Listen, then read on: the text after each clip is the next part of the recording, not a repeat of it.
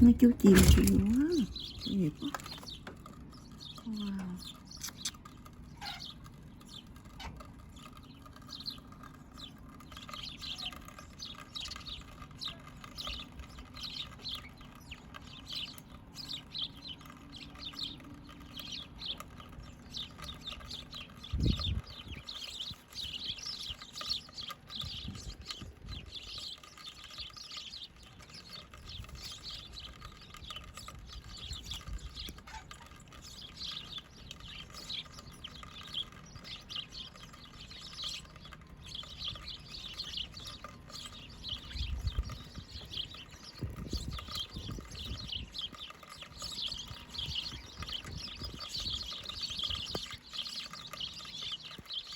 Để bánh mì cho mấy chú chim ăn.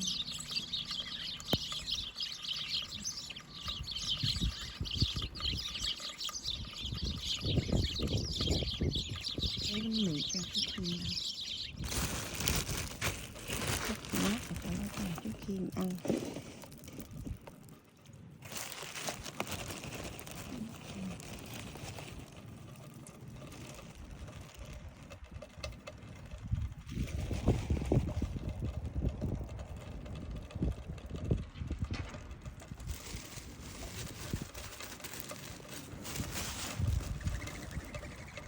Ăn được không?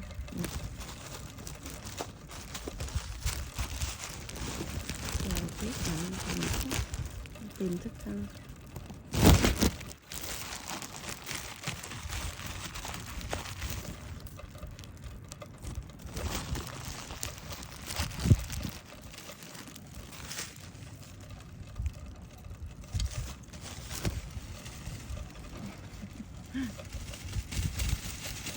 Ăn đi, chú chim ơi.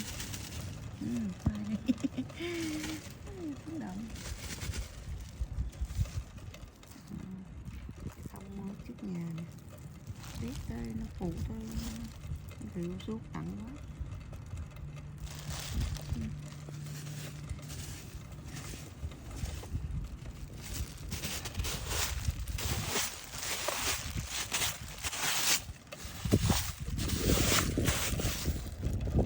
Nhiều cái tuyết gì cái gió nữa.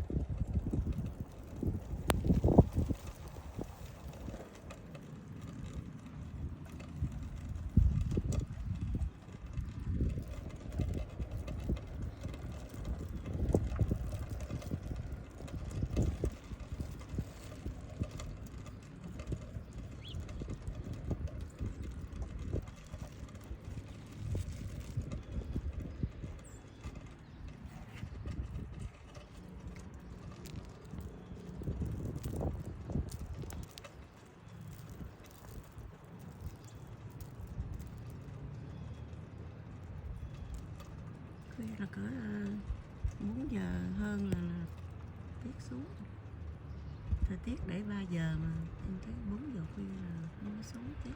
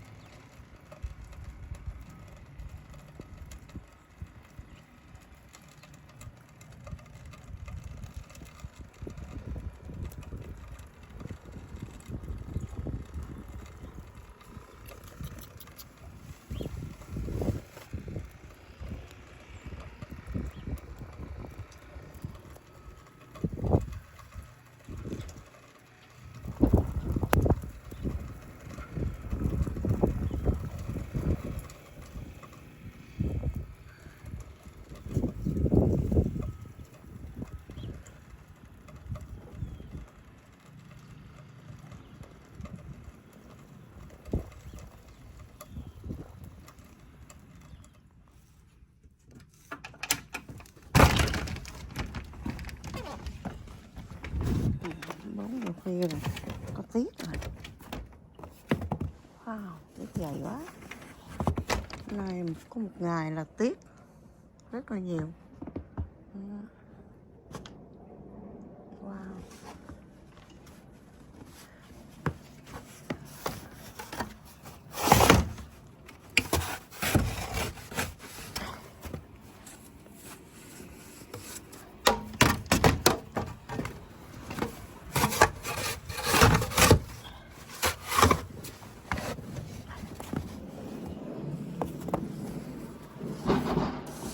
Mến chào các anh chị và các bạn, các em các cháu nha. Hôm nay có một ngày tiết rất là lớn.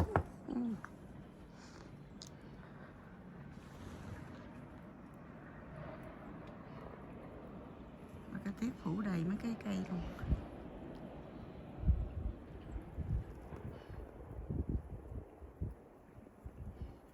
Wow.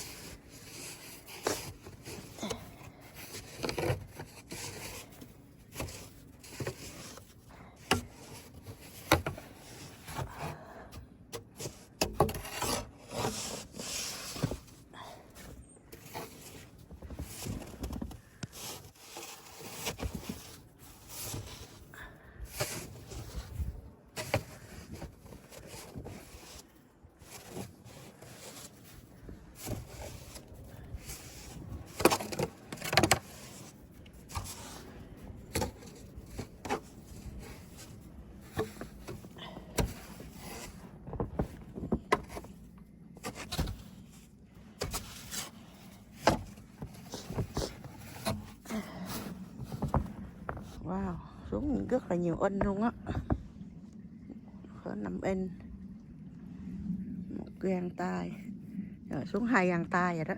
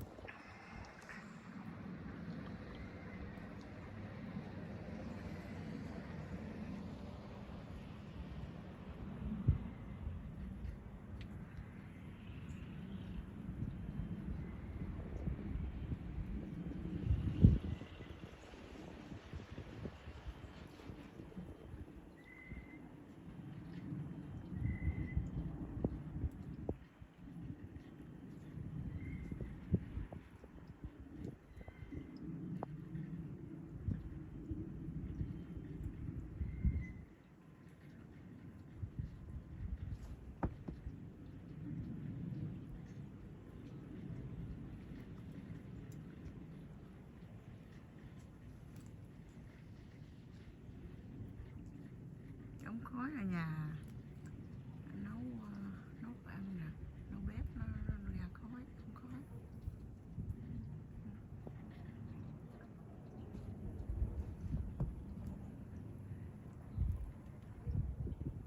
Thấy không?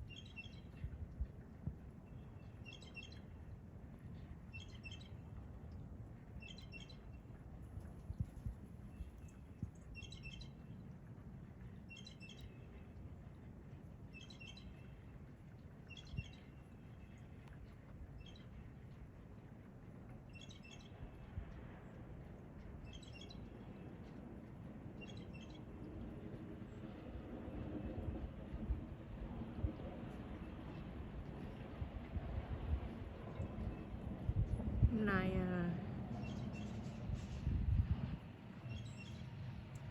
em đang ở đây là bữa nay là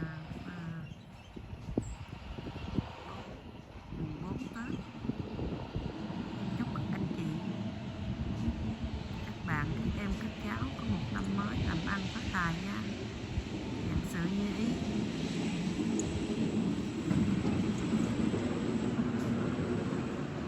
Gia đình bình an nha. Chúc mừng năm mới cả nhà.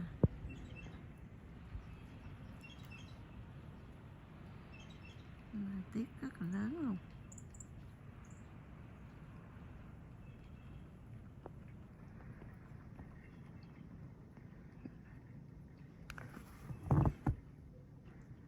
Wow, dày rất hả luôn. Xuống 2 găng tay rồi.